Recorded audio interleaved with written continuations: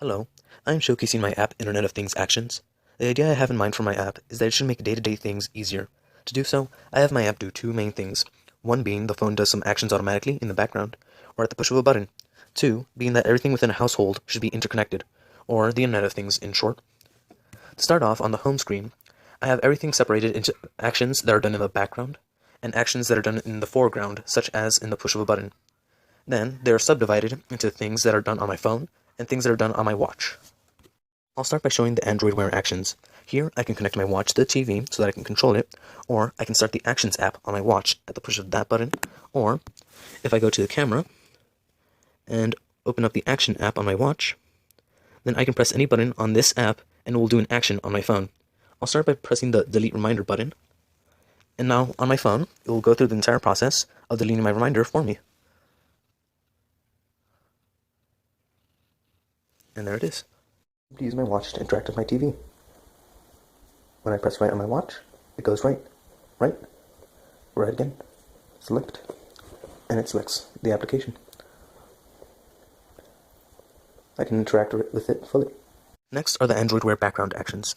These actions require no interaction with the actual phone app. Instead, they're always working in the background on my watch. So there's the Android Wear Actions app, where I can press a button, and it will do an action on my phone. And here is a list of all the actions that each button will do. Each one of these was addressed to a problem. So, turning a house alarm on and off, it was a difficult task to pull out my phone from my pocket while I was in the car, and then it was tedious to go through all the taps to turn on my alarm while in a car ride. Turning the speakerphone on or off, well, I wouldn't be able to make a call on my watch, but I wouldn't be able to hear because it would be placed over the earpiece. So instead, I had a button made so that I can hear it over the speakerphone. Muting and unmuting my phone was made so that whenever I was in school, I could easily unmute it or mute it at the single press of a button. Turning my bass booster on or off was useful so that I could turn the bass up or down while listening to music at the single tap of a button on my watch without having to pull out my phone while jogging. Turning my phone's Wi-Fi hotspot on or off solved the problem that I wouldn't need to pull out my phone to turn on my hotspot when my sister asked me to, since she does so oftenly. Snoozing and deleting Google Now reminders is useful because I would be able to see my reminders, but I wouldn't be able to interact with them on my watch. So, I made a button so that I can snooze and delete those reminders without having to pull out my phone. Clearing the notifications on my phone solved the problem that I would be able to see my notifications on my watch, yet I wouldn't be able to do anything about it, so I'd rather just clear those, and with a single tap of the button. Connecting my phone to a YouTube TV allowed me to control YouTube on my phone using my watch, which would in turn control the TV, and deleting my archived Google Keep Notes would allow me to delete my notes using only my watch, which would normally not be possible.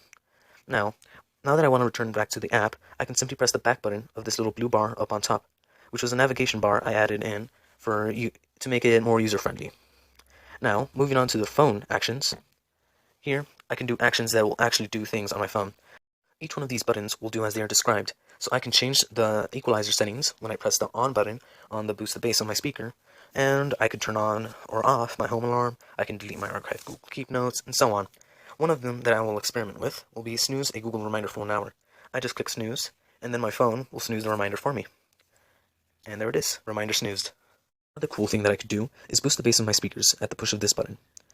If you notice, it looks as if my phone is going through the actions itself. That is because I have my phone simulate what I would normally be doing, but instead, it's going to be doing it all on its own.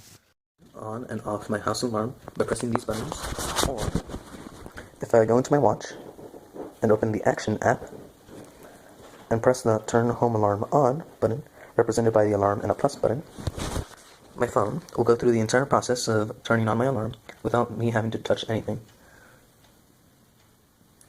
You may have noticed that some parts of the screen got washed out. That's so that I don't put in any accidental touches, since my phone will likely be in my pocket. Now, there goes my alarm. Finally, there are the phone background actions. These require no interaction with the phone app. Instead, these are automatically done in the background. And all of these were made to solve a problem. The first one, I won't have to set my phone to mute when I go to school, because it will do it automatically. And it's even smart enough to stay muted at after-school clubs. Then there's the nighttime profile. So between 9:25 and 5:40, my phone will go into priority mode so that I don't get any unwanted calls while I'm asleep.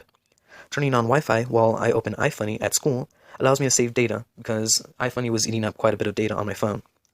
Vibrate when my home alarm changes is kind of like an added security step. So whenever the status of my home's alarm changes, then my phone will next. Having my phone mute itself when I'm not at home stopped random dings while I was out in public.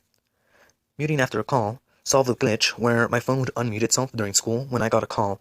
So now I have my phone mute itself automatically after a call. And turning Wi-Fi back on after a reboot solves a problem where if I have a modified phone, it'll put itself into factory mode and turn off Wi-Fi. So I have my phone turn on Wi-Fi once more. Overall, I made this app to solve any problem I encountered. My watch would normally be unable to control my TV or home alarm, but I worked around it and had my watch control my phone to control my alarm or TV. There were the smaller problems, such as accidental taps in my pocket, or missing features like deleting notes and reminders, which I worked around as well. Then there was the UI. It was scattered at first, but folders and a navigation bar made it more user-friendly. That pretty much sums up my app, using the magical power of coding to solve problems, bring the Internet of Things to my house, and add new features to make daily life easier.